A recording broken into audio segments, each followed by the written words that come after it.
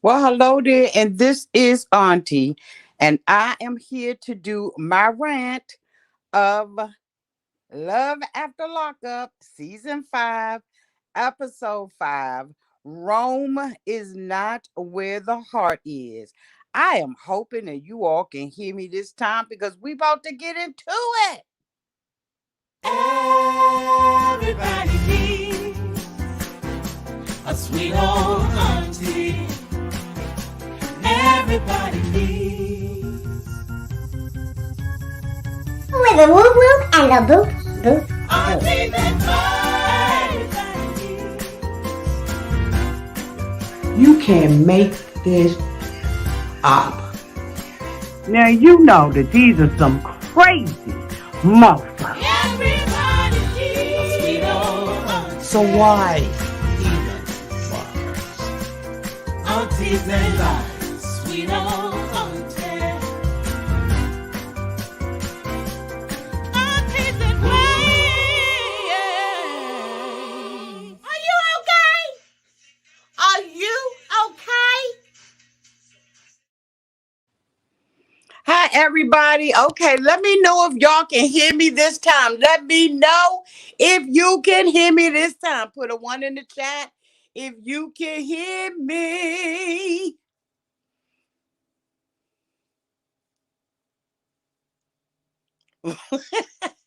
Thank you, y'all.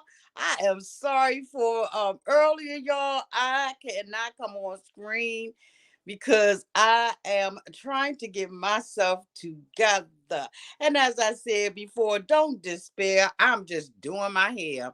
I know y'all are so used to seeing me on screen, but I didn't want to put these videos off because we got a whole lot of stuff that we need to cover. Okay. So I was like, you know what? We're going to do it the old fashioned way. I'm going to come on here without any screen. Okay. All right, y'all. Look, if this is your first time being here, please like, comment, and subscribe to my channel. And to all of my new subscribers, thank you all so much for hitting that subscribe button and joining this channel. And to all of my nieces, nephews, and my members who have been here with me for the long haul, y'all, thank you so much for y'all continued support. Let me tell y'all something. This cast that they got for this season of Love After Lockup, they just ain't all of that great. Now I'm just gonna go ahead on and keep it but we have had better cast than this, haven't we all? But we're gonna go ahead and do what we're gonna make it do what it do with what we got. But honey, they sure ain't gave us a lot to work with, and that's a folk shout. Let me see if I can sit here and bring these people up on this screen without the camera shutting off. I mean, mic shutting off again. So the first couple that I want to talk about, can y'all still hear me? Because y'all going to let me know. So this first couple that I want to talk about is Rika and Assante. Now, as we all know, Assante has gone home to be with the Lord, right? And only thing we got left is this cotton freaking Rika. Now we know that this storyline is fake because ain't no way in the world this guy is somebody that they just called on a whim. He had time today. Mm-mm. So we see her, still on this dumb rendezvous or this dumb venture to go and see whether or not she can find out if Assante is cheating on her. It is apparent that there was really, in my opinion, no relationship between the two of them from the giddy up, right? From the breakity break. We noticed that even when he came out of jail, child, after seeing the first person, okay, since his release, he wasn't even enthusiastic about seeing her and all of that kind of stuff, right? So now, they supposed to be narrowing down this guy, Assante, in a hotel with a woman by the name of Auntie. Now, several people have reported on who Auntie is, right? Several content creators. I chose not to do that because unless the lady said that she wanted to be coming out there in the opening, I ain't got time to be stalking nobody's Facebook page and all of that kind of stuff to find out who the lady is. I ain't got it to do. So anyway, he's supposed to be with this woman. Her and the private eye are now trying to go to the hotel where she is or where they are to find out whether or not Assante is cheating. Now, by Renika's own admission, she said the mofo ain't answering her phone calls or nothing like that, right? So we like, oh, okay. I mean, it is what it is. It's obvious that even if he ain't cheating, he don't want to be with your ass. So Renika is, in the car or truck or whatever she is with him, with her shirt up to her damn tonsils, bitch, and just looking a hot mess of a fool, falling asleep, wig going crooked. Like, honey, that wig done been through something. It may be ugly as fuck, but it's durable. Bitch, let me tell you, that daggone wig is durable in the mouth, okay? It done dealt with how many days of filming now, bitch? Okay, that wig is a durable, okay? Now, if you want something that's durability, that got durability too, go ahead on to get you this $15.99 wig that Renika got on her head, okay? Because this bitch is holding on for the long haul. Okay. But anyway, she keeps saying she's scared, she tired, she this, she that. She made an attempt to, call her daughters or whatever. And I guess, she on a mother on the road, right? But I'm just like, okay, her whole storyline is fake as hell. We tired of it. We ain't got it to do. Okay. It's just this girl, had came out earlier on and said that she filmed 14 days straight. And bitch, I'm trying to tell you, she looked like it. So they get to the hotel and everything. And he goes up to, supposed to be going up to the hotel reservation desk and trying to inquire whether or not Asante is there, telling the guy to blink twice. Why would the room be in Asante name when Asante ain't got no motherfucking credit? Now you know there's some bullshit right here. Why would a hotel room be in Asante's name? This bitch don't even have a driver's license. He don't have a part to piss in, a window to throw it out of, and no damn identification, no credit card, bitch, nothing. But he gonna go and ask him whether or not he's in the room. The room wouldn't even be under his name; it would be under this chick's name. So you mean to tell me that this private detective got enough information in order to find out whether or not the girl is in the room? Boo, I'm trying to tell you, this is so stupid. Anyway, I ain't got her to do. She tied, done, and through. Matter of fact, Renika was tied, done, and through when she first came out this, and we ain't got it to do, y'all. And the next person that I want to talk about is Melissa and Louie. Now we know that Melissa is living in the past and she is, basically obsessed with Louie. Her and Louie were down, downtown at the hotel doing their thing. And, the mother came up knocking on the window with a wooden spoon. Child, she lucky that she was knocking on her window with a wooden spoon because I would have told her where to take that, put that little wooden spoon. I mean, no disrespect or nothing like that. But I mean, it ain't but so much an individual won't be able to take. I know that people like on, two sides of the spectrum when it come down to this bullshit between Louis' mother and Melissa. Some people think that Melissa is disrespectful with a mother. And some people think that, the mother is disrespectful. I think they both disrespectful. They both, playing games and all of that stuff, and Louis is in the middle. And I'm just thinking to myself, don't Louis got 5 teeth and he borrowed 2 from somebody else with a total of 3 teeth? Isn't he on borrowed time and borrowed teeth? Bitch, why in the whole hell would I be fighting over somebody that's borrowed?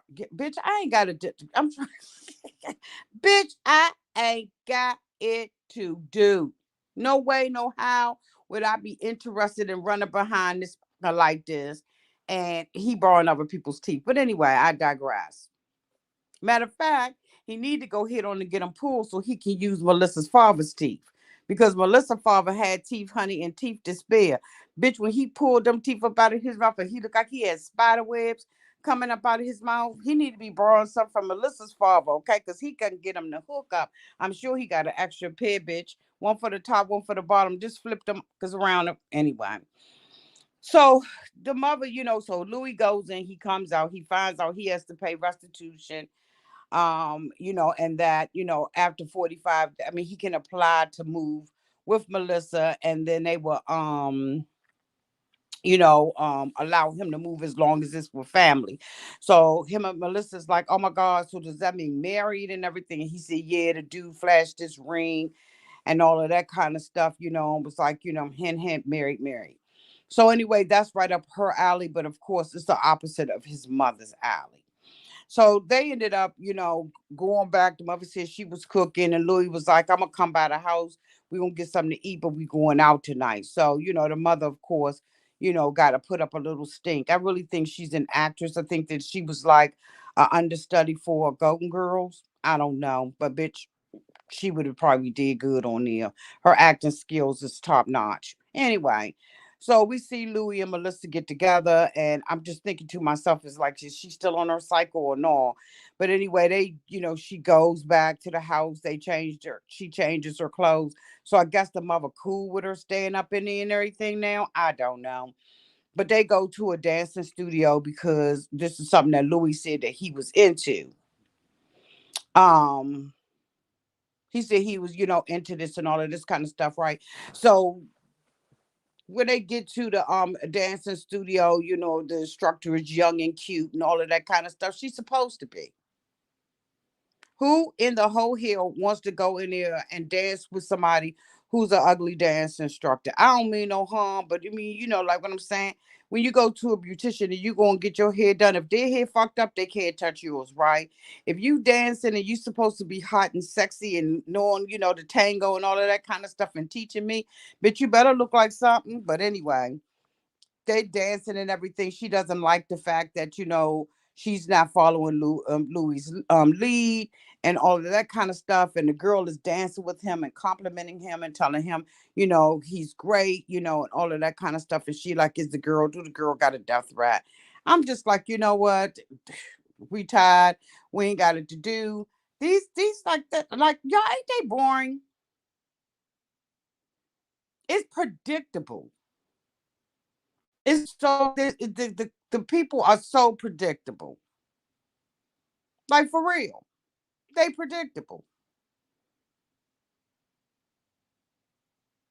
This is predictable, which makes it boring. The next couple that I want to talk about is Brittany and Kiro.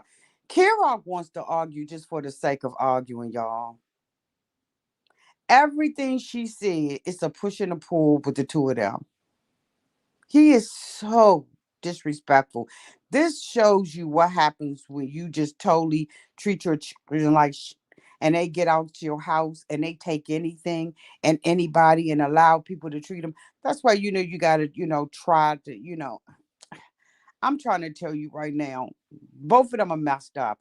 Kirok is messed up because he came out allegedly at the age of 13 and his father rejected him.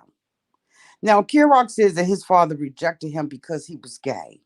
But if you listen to some of what Kirok was saying, and I ain't trying to blame no child, no 13-year-old child, but he basically said, I'm going to live the way that I want to live. I'm going to do what I want to do. I'm 13 and fuck you. So I'm thinking to myself, y'all, and I mean, y'all may get mad and everything, let me know downtown in the comment section because I can handle it. But Kirok, if your father put you out, what happened with your mother? Was your mother and your father together during that time? Why didn't the mother let you allow? Like, did you stay with your mother? Like, where the fuck did you stay? So Kira says, meets this person, right? I can't remember what the lady's name was, but he meets this little lady, right? And this was like his house mom. And I know that a lot of time people who have been rejected by their families and stuff like that, they end up going to like different people they call like their house moms and stuff like that. And because a lot of times back in the day people didn't have anywhere to stay when their families rejected them, so they got a house mom. Yeah, coffee. Thank you, Cat. Thank you, boo. Hey, Beverly. Hey, Dana. Hey, Colette. Hey, y'all. Hey, I think I saw Miss Sonia here too. Thank you, Cat. So he ended up staying with the house mom and all of that. But I'm thinking, so you forgave your mother because did your mother not have the opportunity to save you or keep you in the house. Hey Lisa, I'm just like, why doesn't the mother have a responsibility? I'm just saying.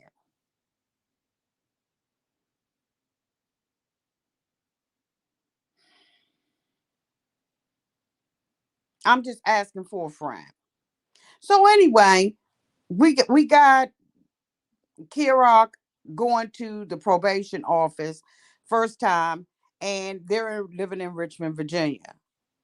Brittany goes to the one that Kirok's mother told her to go to.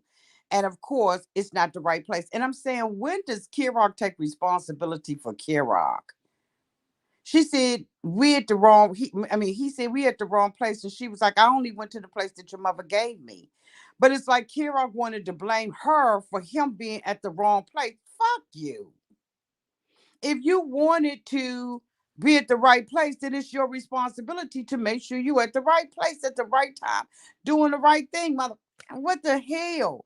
But he's so used to Brittany being passive and a doormat for him. And it's unfortunate because that same hatred that Kirok despised in his father is also in Kirok. He is a bitter, angry, unforgiving mother. uh, And so he's going to take out that love on the person. I mean, that all that hatred, that bitterness on the person that he's supposed to love and adore. So they find out where the place is. He's antagonizing her while she's driving, telling her to speed up, slow down, do this, do that, knick-knack, paddywhack. Bitch, if you hadn't have robbed anybody and had helicopters and police, and had this sentence, then bitch, maybe, just maybe, you would be driving yourself to an amusement park or whatever. But bitch, as long as you are in the position that you in and you depending on me to take you somewhere, sit back and shut the fuck up before I just pull a car over on the side of the road. Like, mm-mm. And who got this to do? Brittany. So anyway, they drive into the place and everything. They finally get there. Kirok is going to the building. Looks like the building is empty. And so, Brittany like, babe, it's somebody right there. So, the lady says that, they was outside, they lost their power or whatever.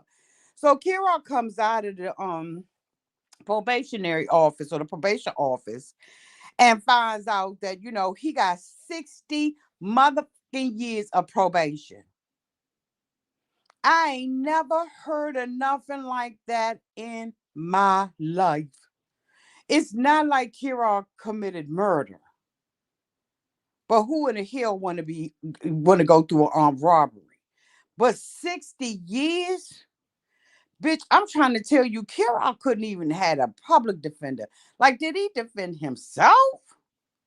60 years? And he talk about, if I live my life right, that it'll get reduced. Nah, bitch. Reduced by what? 30? Like, if they reduce it in half, you still on probation for the rest of your life. Bitch, 30 years, 60 years, bitch, you will never be free. So anyway, they come out, it's raining, and she has on a dress and everything. Kirok tells Brittany to bring him the umbrella. Bitch, don't you see me outside? So here she is with these strap heels running in this little dress in the rain. So Kirok like, oh my gosh, she done came out here, with her toes out, her pretty toes and feet out. You knew what the fuck she had on when you told her to bring you the umbrella. What was she gonna do? Drive the damn car up on the grass? I just, bitch. So anyway, he lifts her and everything and takes her back to the car. And I was like, you wasn't nothing romantic about that, nothing cute, none of that. It just was so insane in the membrane to me. Anyway, so the next thing you know, Kirok and Brittany, end up going meet coffee. Thank you, Cap. They go on meet coffee. And Kirok is happy to see Coffee. And Coffee is like, old school. She was, the wife of the house mother, I believe, is what Kirok described her as. And so Kirok is talking about, basically, the things that he doesn't like about his family, about Brittany's family and everything. And Brittany, the fact that they don't accept him and all of that. Now, here's the contradiction in Kirok's dumbass. Now, Kirok says that he has a problem with accepting himself as a transgender. He's already going through, the treatments and everything, the testosterone, right? He's refusing to stop doing that in order to do IVF. Brit, and so he told Coffee that he wants to have his breast removed because that will make him feel more like a man, and it's something that he doesn't like about himself. But then he goes on to say to Coffee that he wants people to see him as the spirit person that he is. See the spirit and not the outside. Well, if you are a spirit and you know that it's the spirit in which you live in, you act in, you breathe in, then why are you tripping about the body? If you want people to not see your body and judge you, right, by what your body look like, but see the spirit, why can't you see yourself in the true spirit and who you believe that you are? So Coffee was like, you don't need to have any surgery like that. You need to just do more work. So of course Kirok started laughing because he don't want to be disrespectful and drag Coffee and cuss Coffee the fuck out and tell Coffee what to do. He rather save that for Brittany, who's sitting there trying to sympathize and empathize with him. Now, somebody said, that it was gender dysmorphia, right? And it should have been respected. And how could Brittany compare herself to what Kirok is going through? And I have a challenge. If Brittany has body dysmorphia, what's it's dysmorphia, period, whether it's about your gender or about how you look at your body. If she believes that her body is unacceptable to her and she don't like her flat ass and she wants to go and get a BBL and she sees her body this way, right, or that there's something wrong with her body, what's the difference between how Kirok sees his body? See, we want to afford people, certain rights. But what about her right to say, I have body dysmorphia too? It may not be that I want to change my gender, but I don't see myself as beautiful and I want to change this about myself. Just like so Kirok is saying, so Kirok adds on and says, well, I'm taking testosterone and all of that. Okay, but we wasn't talking about that. We was talking about just how you see your body. Now you adding all of the other stuff in. Body dysmorphia is body dysmorphia. No, I may be wrong. Y'all correct me, people who know more about this, because I can, I can handle it.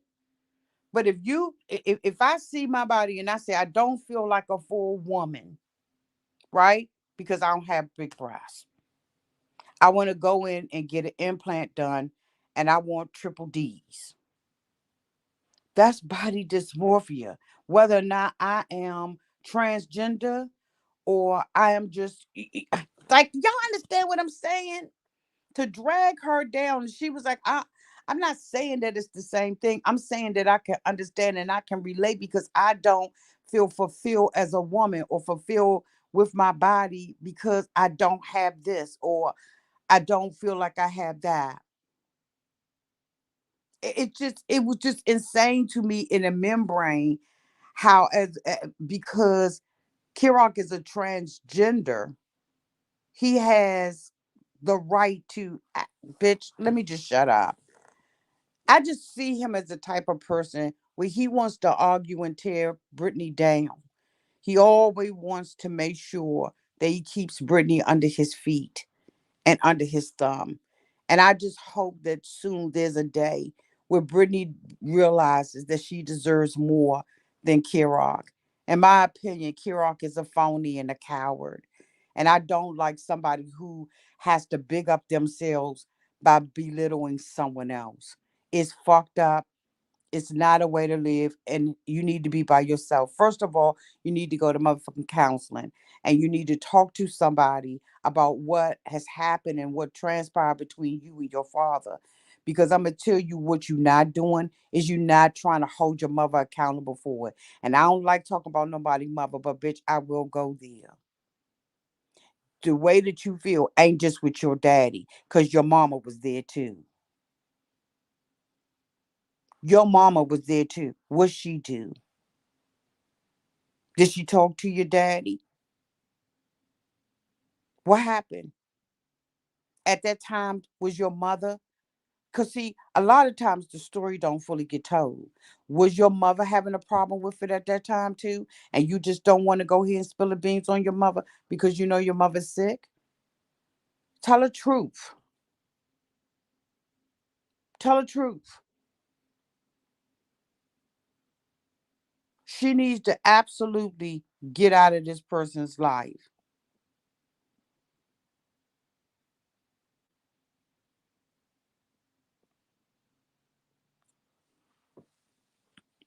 Mother.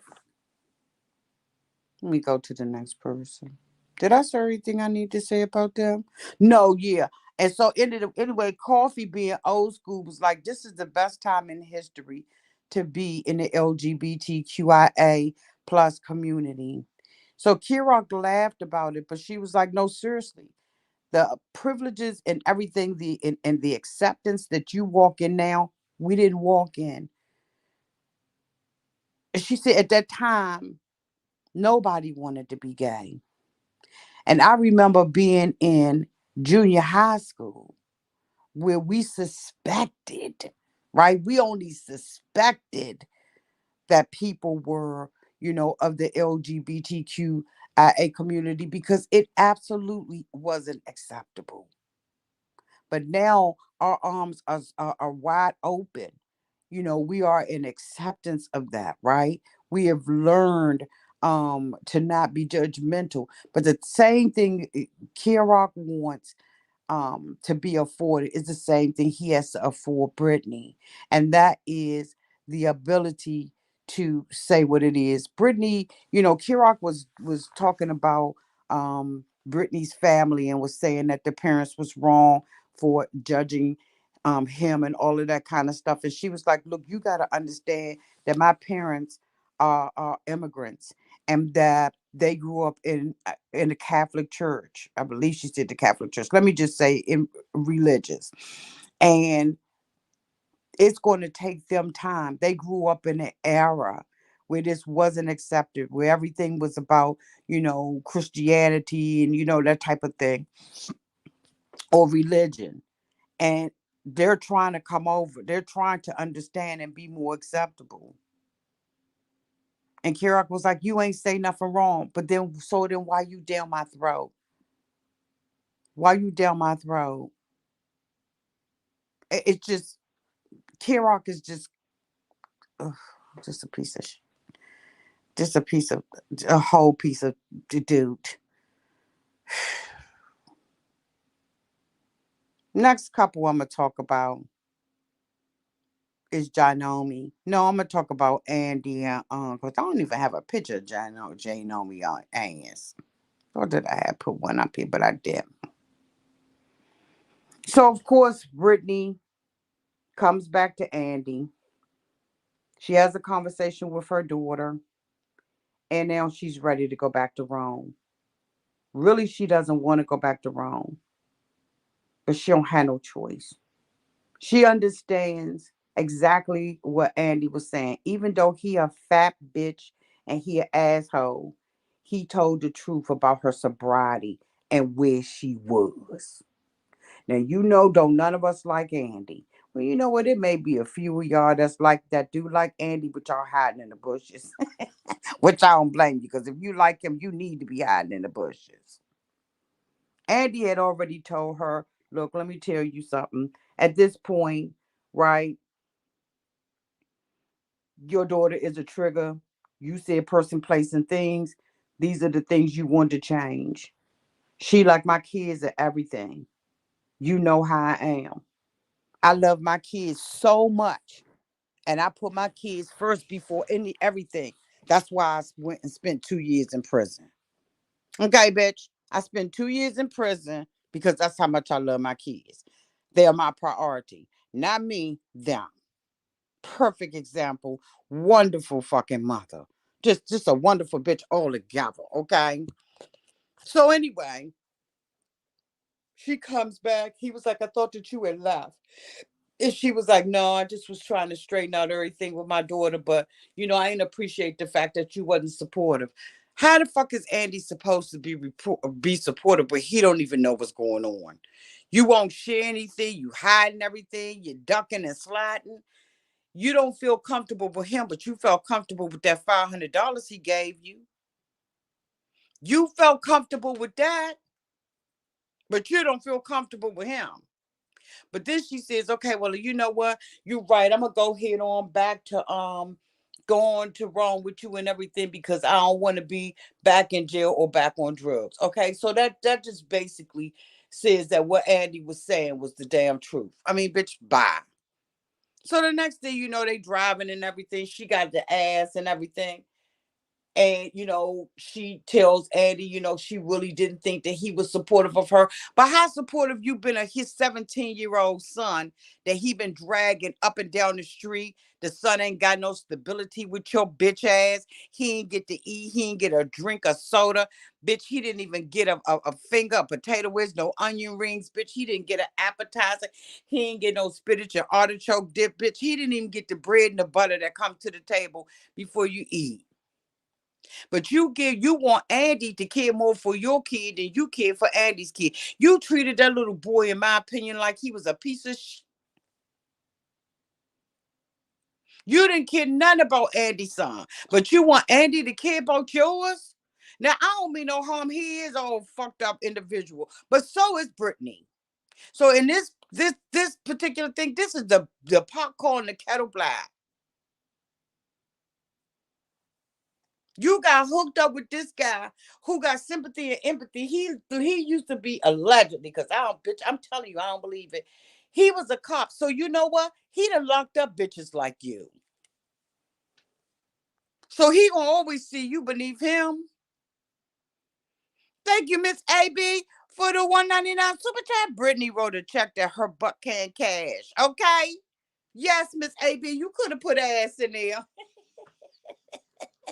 Thank you so much, Miss AB, for the 199 super chat. Thank you, boo.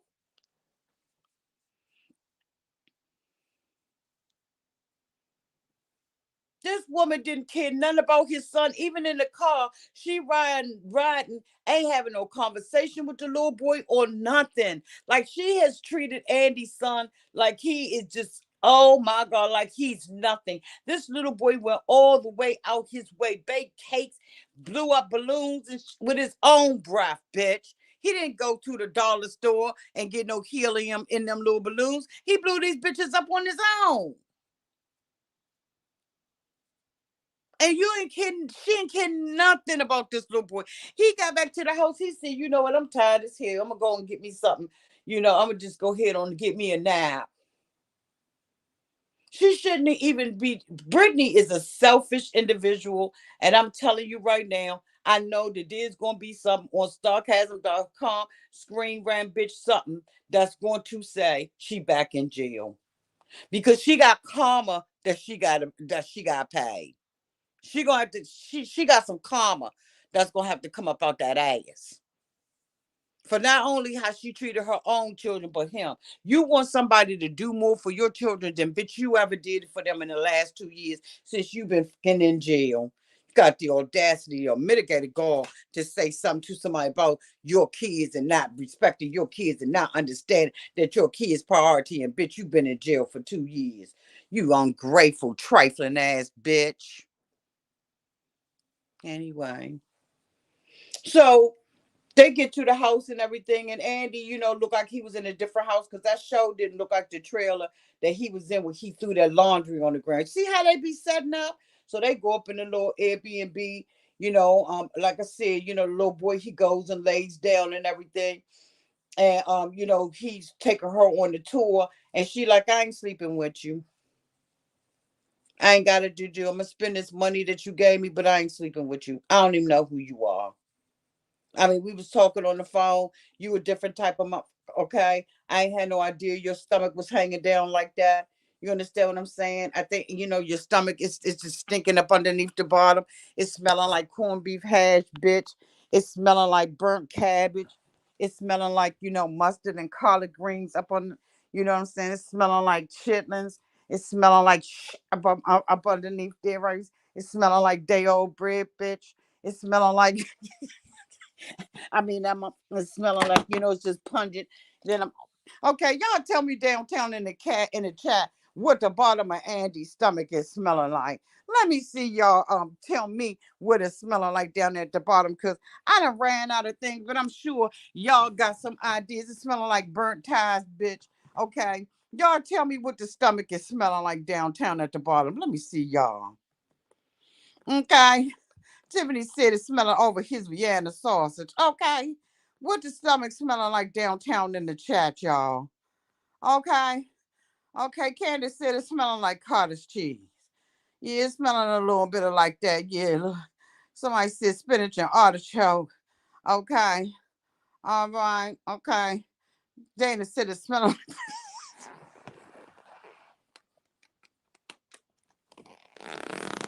She said it's smelling like bologna.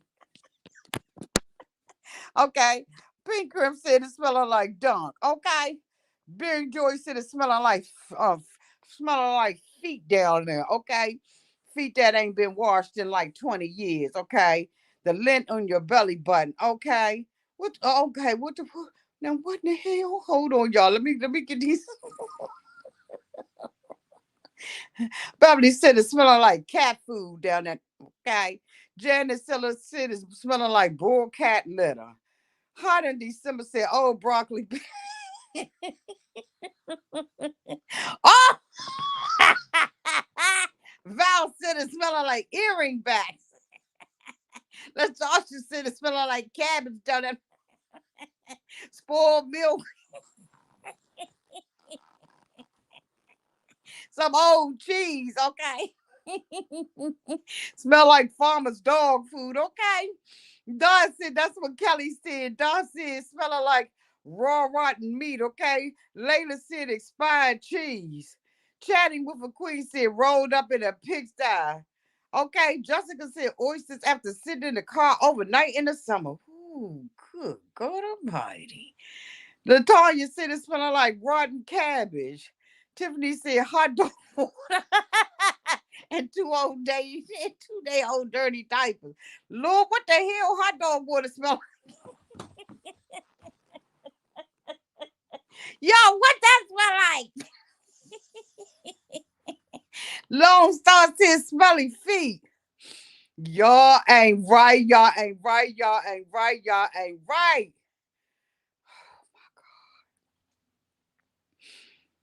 Ooh, ooh,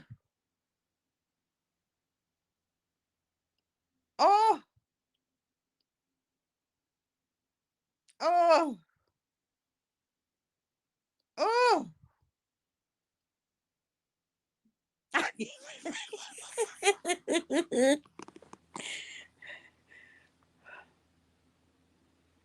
Ooh, what that smell like? I ain't never smelled that before.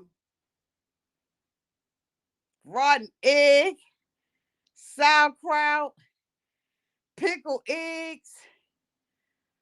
Oh my God, they told Val to go in timeout for 5 minutes. Ooh,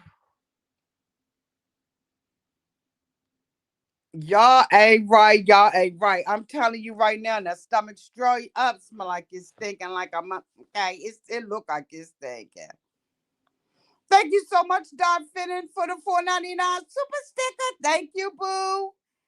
Thank you so much. We buy scrapbook supplies. Andy was obviously putting megabucks on her canteen too because she gained weight in jail. Okay.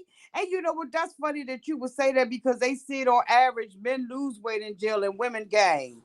Because of, especially if they got like people put money on their canteen, they be eating a lot of snacks and So anyway, she, just totally treating the child like the child ain't nothing and all of that kind of stuff. And I just don't, I don't appreciate it, y'all. So she decided to tell Andy, she said, you standing around and everything. And she said, the silence is like deafening in here. So she was like, you just standing there. So he said, let me come and chill. But I'm like, where's the television? You could tell her in the Airbnb because ain't nowhere in the world that Andy's house is clean. We saw Andy's house. He had wood paneling on the wall. Like Andy does not have a nice house. Okay. So we already know that that's a whole bunch of bullshit, okay? That they trying to throw down our face. It was clean, things was organized. He didn't know whether or not he had medicine. There were just so many reasons why we understood and knew that that wasn't Andy's place and everything. But she said, "I'm not gonna sleep with you." The next couple that I want to talk about is Chelsea and Mikey. Chelsea ended up getting sick and said that, basically she had already said that she wasn't going to sleep with him, right? And next thing you know, honey, she got physically ill. And so, Mikey was taking care of her and all of that kind of stuff. And she, was, happy that, he was taking care of her. She said she was going to go and meet the sisters, but, people don't really be fucking with her. You know what I'm saying? Because they like, think she a nasty type of individual and all of that kind of stuff. So, they ended up going to meet up with the sisters. He told the sisters that, he had went to probation that morning and found out that, he can move with her. I think it was Ohio, y'all, that he can move with her to Ohio. Just kind of like the same thing that Louie got to go through. And so she's happy and all of that kind of stuff. She likes the way that he treats her and all of that kind of stuff. And his sisters was like, they just feel like Mikey way over his head. He lost his mother. She lost his mother. So, that's trauma bonding right there. And, I understand that the two of them have broken up. They just seem like they genuinely really liked each other and stuff like that. But I just think that she like a fucked up individual. His sisters are concerned because they feel like, he taking on more than what he should be taking on. And I absolutely agree with the sisters on that.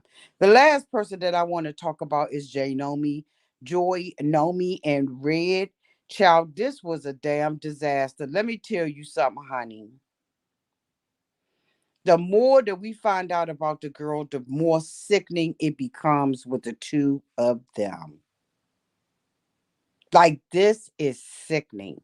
Here we watch this bitch go to the pawn shop, pawn her family heirlooms, leave her child, go to another state to meet a family, to go and pick him up from jail. She on borrowed time, bitch, and on borrowed money. And come to find out, she brought his sister's car and spent $7,000 on it. A car that he has never driven. She's never test drove it. She goes out there to meet the family for the first time. But then she going out there and she a hoe. And she think that ain't nobody gonna call her on her. Now, the mother was sweet and all of that. We met the mother, beautiful soul and spirit. She said that Red was a good kid, that he, did good in school, graduated early. She said in the 12th grade, he just started hanging around the wrong people. See, she showed her, took her around the house. She embraced her and loved her. And, she was emotional. Joy was emotional. It was all the feel goods. But at the same time, the mother didn't realize she was hugging a hoe. And here this girl, buys a car, and I'm sure she probably bought the car just to be in good graces with the family, because she one of those bitches that give a damn about what people think about her, and she'll do whatever she, got to do. She'll pick Misha. So she, is talking to the mom and all of that kind of stuff, and they're going through the house and all that, and she did not take the time to tell the mother that what the sister came in. So the sister came in the house and was like, what's up, what's up, and of course, she want the sister to like her, but the sister was like, I mean, look, let me holler at you real quick, bitch. I saw your ass out there on Facebook. And you had a baby bump. What's up with that? So you was cheating on my brother? She was like, yeah, I was treating. She was like, yeah, but it wasn't just with one person, right? And she was like, I mean, what? And she was like, it was like with two people. She was like, no matter of fact, it was three. And she don't understand why the sister feeling some kind of way about her when she sits her ass up there and says that a month that was in jail is the reason why she cheated. Her being lonely and not being able to not have sex with another individual is his fault. The sister was like, "Bitch, is you tripping?" So then they go in and tell the mother. The mother is shocked out of her mind that, the girl done cheated with three different people, don't know who the baby daddy is or nothing, and blaming the son. But the mother was like, you know what grace has been given, grace may, let more grace will abound. The mother was like, I ain't got a heaven and hell to put her in. I ain't gonna judge her or nothing like that. She been good to me. But the sister was like, I ain't got it to do, mom. Because what's gonna happen when Red get out of jail? Is Red gonna cheat on her just to get her back? Of course he is. He's not going to be committed to a woman that's like this. Why would he? Why would he? And the sad part about it is, I feel sorry for the son because the son is going to grow up on the Indian reservation if she's still living there with this storyline out there in the street for the rest of his life. That's what I heard. Oh, it's right here. Exactly.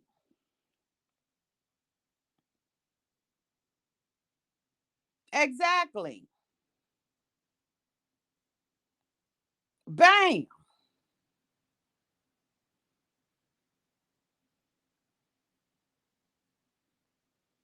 It's so sad. And you know what the thing about it is? The mother said that he started off as a good boy, but he been an ass in jail. He's been in jail 6 years longer than he needed to be because he did not know how to act in jail.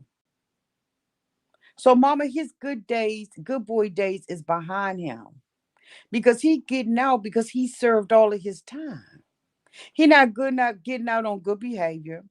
He's not getting out because he was a model prisoner. He's getting out because he said served the maximum amount of his time and they can't find another reason to keep his ass in there. And now he coming out into society. Bitch. Bitch. Crazy.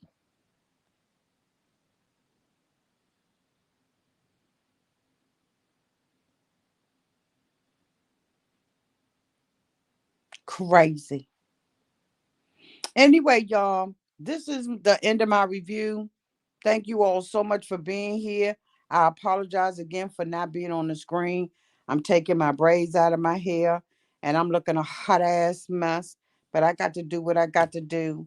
Um, of course, you all know, again, I'll be off for a couple of days, but I'm going to try to go live where I am in my hotel. I love you all so much, and I will be back on screen tomorrow. Y'all be great, be fantastic. Thank you for the audience participation to the replay gang. We love you. Y'all, until we meet again next time, same place, same bat station. Y'all be safe out there in those streets and in that water.